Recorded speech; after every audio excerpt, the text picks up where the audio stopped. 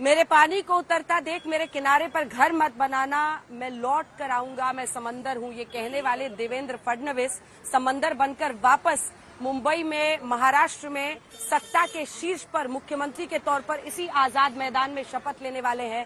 लेकिन तापमान आज का देखिए कि पिछले 15-16 साल का रिकॉर्ड तोड़ तापमान 37.3 डिग्री तापमान आज यहां पर दर्ज किया गया है।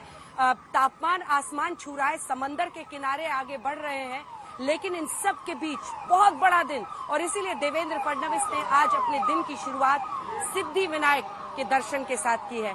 हम मौजूद हैं इस वक्त आजाद मैदान के सामने, जहां पर आप देखेंगे तमाम गणमान्य लोग। लगभग 5:30 बजे के आसपास शपथ ग्रहण समारोह की शुरुआत होने वाली है। हम आजाद मैदान के बाहर से, ग्राउंड जीरो से ये पूरी पेशकश आपके लिए लेकर आए हैं, ये बताने समझाने के लिए कि आखिर देवेंद्र फडणवीस ने कैसे महाराष्ट्र की रवायत में कई मायनों में एक नया कीर्तिमान स्थापित किया है।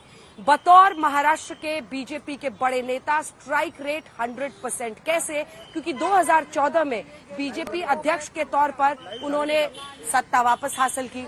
2019 में भी पार्टी को बढ़त दिलाई, हालांकि फिर गठबंधन टूटा शिवसेना के साथ और उसके बाद अलग हुए, लेकिन फिर वो उप मुख्यमंत्री के तौर पर 24 में चुनाव में आते हैं और 149 सीटों पर लड़ने वाली बीजेपी 132 सीटें हासिल करके रिकॉर्ड बनाती है। 89% 79% स्ट्राइक रेट के साथ उन्होंने जो कीर्तिमान बीजेपी की झोली में डाला है, वो बहुत बड़ा एक उन्होंने हासिल किया और शायद इसी वजह से मुख्यमंत्री पद उन्हें मिल रहा है। लेकिन दिलचस्प तस्वीरें बीते दिन की आई, जब एकनाथ शिंदे और अजित पवार दोनों उनके साथ मौजूद थे और पूछा गया कि क्या आप दोनों शपथ लेने वाले हैं, तो अजित पवार ने कहा मैं तो ले रहा हूं, मुझे इनका नहीं पता, क्योंकि शिंदे साहब कह रहे थे कि शाम तक पता चल जाएगा।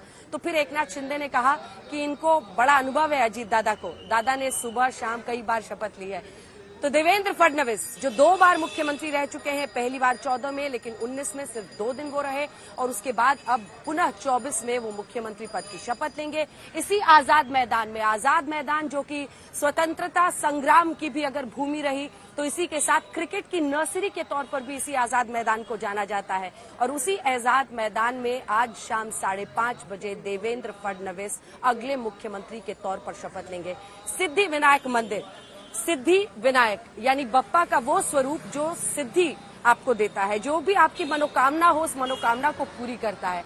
इससे बड़ी मनोकामना राजनीतिक सफर में देवेंद्र फडणवीस की हो नहीं सकती थी, क्योंकि 22 साल की उम्र में वो पहली बार पार्षद बने थे। उसके बाद लगभग अपने करियर के 20-22 साल वो महाराष्ट्र प्रदेश में बीजेपी के अध्यक्ष बन गए और बतौर अध्यक्ष उन्होंने बीजेपी को बड़ी जीत दिलाई थी, जिसके बाद वो मुख्यमंत्री भी बने।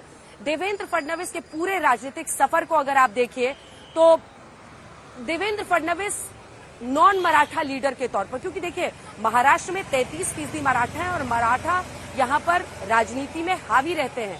आप कल्पना कीजिए कि 20 मुख्यमंत्री अब तक महाराष्ट्र के हुए हैं, जिनमें से 12 मराठा समुदाय से आते थे, लेकिन ब्राह्मण होते हुए देवेंद्र फडणवीस ने कई नए कीर्तिमान बनाए हैं। हमारे साथ हमारे 2 सहयोगी, आजाद मैदान के एक हिस्से में मैं मौजूद हूं।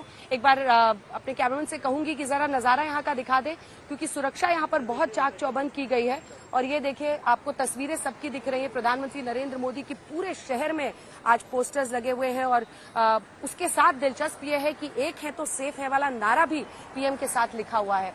वहीं दूसरी तरफ आप देखिए तो बीजेपी के तमाम नेता, एक तरफ जिसमें गृह मंत्री अमित शाह से लेकर बीजेपी के अध्यक्ष आपको दिखाई दे रहे हैं, और दूसरी बात दोनों उप मुख्यमंत्री जो उनके साथ शपथ लेने वाले हैं, एकनाथ शिंदे और अजित पवार। वहीं अगर आप नीचे में देखेंगे तो एक तरफ प्रधानमंत्री नरेंद्र मोदी की तस्वीर है और दूसरी तरफ देवेंद्र फडणवीस की है।